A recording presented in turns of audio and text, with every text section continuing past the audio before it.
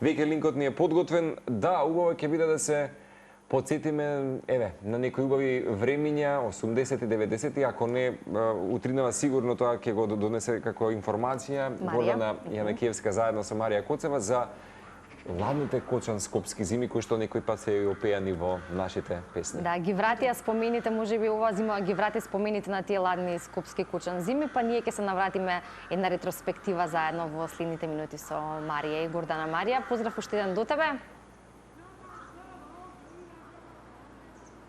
Поздрав уште еден и до вас, токму такво вклучување на лице место. Верувам дека ќе биде интересно барем за поголемиот дел од сите скопјани кои што утринава се на фреквенција на Телма телевизија, односно во ова вклучување ќе ја раскажеме приказната за скопските ладни зими, ќе направиме на ретроспектива од 1922 година па се до денес. Имено Скопје, главниот град, е град кој што на некој начин некогаш ги доживел и најсуровите зими. Но кога било тоа и како изгледало, ово утро ќе да знаеме од мојата денешна гостинка Гордана Јанакиевска. Добро утро и добро дојдовте. Добро утро. Па првите пишани документи биле дека 1922 замрснал Вардар. И тоа е нешто што по мене е многу интересно, бидејќи не сум прочитала после тоа, а имало и постудени зими дека Вардар замрснал. Некаде 54 година е 105 дена имало снег во Скопје, што е чисто за неверување, и неколку од тие години исто така имало, да речеме, од ноември до јануари, февруари снегови, ама не толку големи. 1955-56, ако не се лажам, било минус 28, и едноставно мислам дека е тоа најладната забележана температура во Скопје. Зимите се такви какви што се. 2001 е последната исто така зима која имала минус 24 степена, и едноставно тие ладни времиња можеме само да ги посакуваме. Еве денеска е 22-23 јануари, ние се чувствуваме како да е пролет. Ива, напоменавте дека имало 105 дена со снег, исто така дека Вардар бил замрзнат. Дали овие податоци на некој начин доведуваат до тоа дека Скопје можеби некогаш бил и најладниот град во Европа? Да, 1985, ако не се лажам, малце години ве са бајле рано е забележано дека Скопје е најладен град во Европа. Еве, дефинитивно се забележува разлика во температурите од денес и тогаш, но што друго било различно? Можеби изгледот на Скопје во тогашните зими или во 90-тите години па и сега, ете да направиме некоја разлика?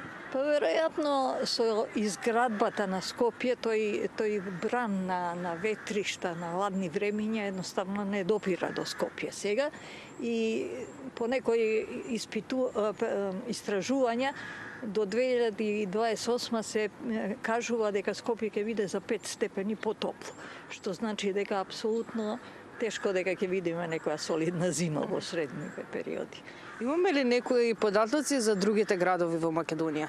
Какви биле температурите во споредба со Скопје? Веројатно имало е најстудено и сега се уште е Беровскиот крај, Битолскиот крај, така да тоа е нешто што на некој начин е нормално. Најзабележано е дека е минус 31 во Берово, 29,5 било во Битола, и тоа е некаде тука тие се движеле 28, Скопје 25, едноставно тоа е тоа што некогаш било. Јас мислам дека и другиве градови во земјава сега веќе не се така ладни како што некогаш биле. Дефинитивно верувам дека е така, тоа го кажуваат и дел од самите податоци. При самиот крај, освен температурите, сакам да направиме една ретроспектива, односно, иако помина веќе новогодишните празници, сакам да направиме некоја мала ретроспектива како се одбележувале празниците во Југославија, еве пред 20 на години, па и општо како изгледало Скопје наспроти сега. Јас работев туризам и се уште работам, иако сум во пензија, и моите патувања за новогодишно било нешто нормално да сум вон Скопје, бидејќи секогаш сум ги носела луѓето кои има аранжмани некаде ван Македонија или во Скопје. Ја паметам Попова шапка како нешто со многу снег, со жичара која имала проблем. Паметам дека Маврово е нешто што исто така било место каде што едноставно тешко било да излезеш после од Маврово, и тоа е она што ми останало мене во сеќавање. За Скопје навистина има многу малце сеќавања, освен тоа дека на 13 јануари 79 беше ладно, некаде околу минус 25, а јас на тој ден се регистрирав. Тоа ми останало единствено во сеќавање. Еден убав спомен. Веројатно и секогаш се потсеќам. Во суштина јас сум родена во Србија и сум како малечка навикната на снег. За мене снегот е нешто што е нормално да има во зима и да трае долго и да уживаш во тие зимски времиња со многу снег, со многу снешковци и играња надвор. И на вистина, иако сега имам 74, ми недостига сето тоа да уживаш во тие снегови. Зборувам за Скопје, нормално дека на другите места можеш да го сретнеш. Се јавува некоја носталгија кај вас. При самиот крај ќе прашам, го напоменавте Маврово, Матка исто така. Дали порано тие на некој начин биле и главни атракција на некој начин, главна атракција за домашни и за странски туристи во зимските денови, како и сега, или пак има некоја разлика? Моите сеќавања од 70-тите, 80-тите години некаде се дека, например, Попова шапка беше топ дестинација на војвоđани.